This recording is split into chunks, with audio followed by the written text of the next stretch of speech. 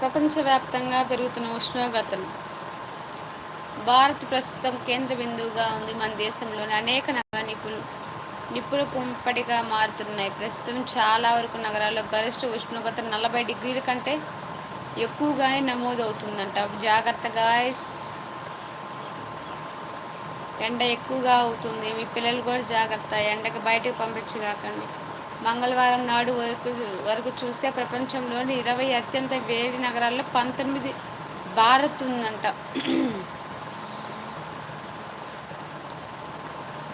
ఉష్ణోగ్రత పెరుగుతుంది.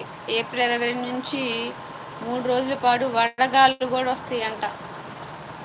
జాగ్రత్తగా ఉండండి. మరి మీ పిల్లల్ని కూడా జాగ్రత్తగా సురక్షితంగా ఉంచండి. ఇంటిలోనే ఉంచండి, బయటికి పంపించరాదు. పెద్దవాళ్ళే ఎండకి తట్టుకోలేకపోతున్నారు. పిల్లలకి తెలియదు కదా, వడదెబ్బ తగిలినా కూడా బాధపడాల్సిన పేరెంట్సే కదా. సో